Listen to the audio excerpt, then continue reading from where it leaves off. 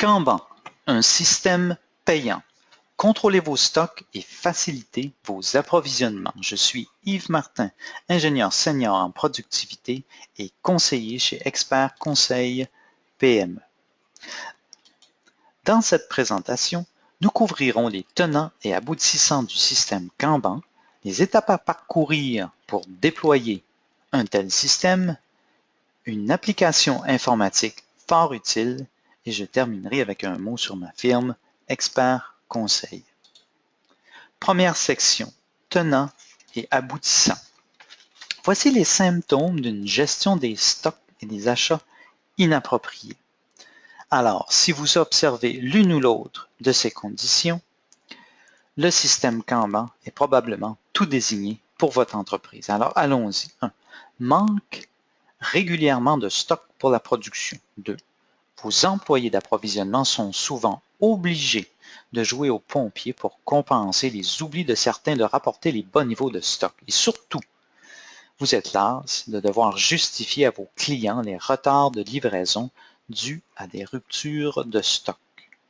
Kanban permet de gérer une large gamme de produits. Boulonnerie, quincaillerie, composantes d'emballage, pièces de maintenance, produits nettoyants, bois, etc. Kanban, c'est pour la plupart des composants. Exemple, pièces standards, matériaux dont la consommation entraîne des pertes, fournitures composantes avec peu de valeur à l'unité et pièces non encombrantes. Voici quelques exemples de systèmes Kanban. Il couvre plusieurs secteurs d'activité, de la transformation du métal au vivant en passant par les porte-fenêtres alimentaires et d'autres secteurs. Typiquement, le nombre de cartes varie de quelques dizaines à quelques centaines et la durée de déploiement de quelques mois à plusieurs mois. Kanban est un système visuel ayant deux fonctions. Un système de gestion des stocks et d'approvisionnement qui permet de commander automatiquement la matière première et les composantes qu'on appelle souvent les fournitures, entrant dans les produits fabriqués ou assemblés, en s'appuyant sur les niveaux de stock en temps réel. Kanban permet de synchroniser les achats avec la demande des clients. On parle de just in time, donc c'est un système qui améliore le flux. Kanban est un terme japonais qui signifie signal. Le signal prend habituellement la forme d'une carte, et c'est ce que nous verrons dans cette présentation, mais peut également prendre la forme d'un échange de contenu ou d'un espace à combler. Kanban est un système pratique et fiable, un système qui dure année après année avec un haut taux de satisfaction. D'ailleurs, les utilisateurs sont contents, les gestionnaires sont contents et le président est content. Ce qui donne un retour sur investissement qui se chiffre en mois et non en années. D'autres avantages, j'en nomme 8. Le premier, qui à lui seul justifie tout le système, c'est éliminer les ruptures de stock, que ce soit des matières premières ou des composantes. Donc, éliminer les urgences, éliminer les achats de dernière minute et les livraisons partielles. 3. Maintenir au minimum le niveau des stocks, ce qui améliore la trésorerie, le flux de trésorerie. 4. Rendre obsolètes les prises d'inventaire. Donc, ici, on a des gains de temps. 5. Récupérer l'espace occupé précédemment par les stocks, donc nos précieux pieds carrés.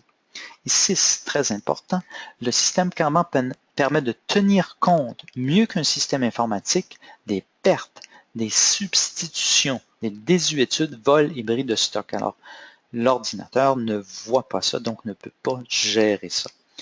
7, réduire la pression sur les acheteurs, on a vu moins de roches.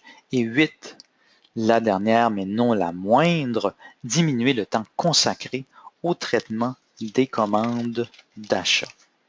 Deuxième section, étapes à parcourir pour déployer un système Kanban. Ici, j'en suggère 7. Elles doivent toutes être faites, mais il n'est pas obligatoire de les suivre dans la séquence suggérée. 1. Lister tous les items à gérer avec la méthode Kanban. 2. Associer un contenant à chaque composante, car la gestion avec la méthode Kanban concerne les contenants et non les unités. 3. identifier les informations à afficher sur les cartes Kanban et déterminer les caractéristiques physiques de la carte, que ce soit les dimensions, des codes de couleurs, la disposition des informations, le support, etc. Aujourd'hui, une carte complète est souvent recto-verso, recto pour le produit et verso pour de l'information concernant les achats et contient facilement plus d'une dizaine d'informations. 5. Un peu le cœur du système, il faut trouver un signal approprié à l'environnement. Ce peut être un espace vide ou ce peut être une carte qui apparaît après que l'on eut consommé une partie des composantes comme on le voit ici sur l'image en haut à droite.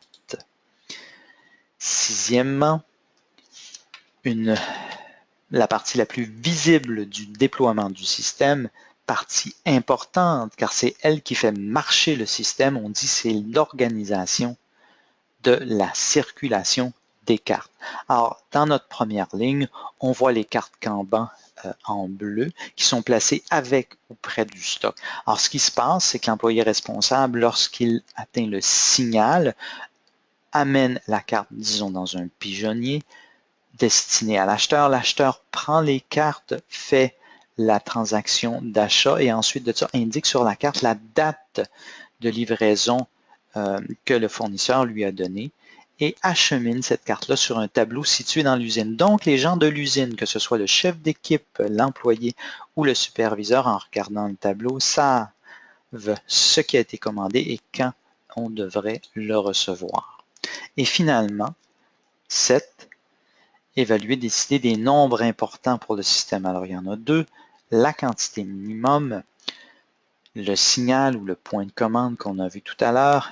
Et le deuxième, c'est décider de la quantité à commander. Dans le cas de la quantité minimum, on peut utiliser une quantité intuitive ou choisir de calculer la valeur du point de commande. Pour ce qui est de la quantité à commander, elle ne se calcule pas. Il faut la décider en tenant compte d'une série de limitations. Troisième section, une application informatique fort utile.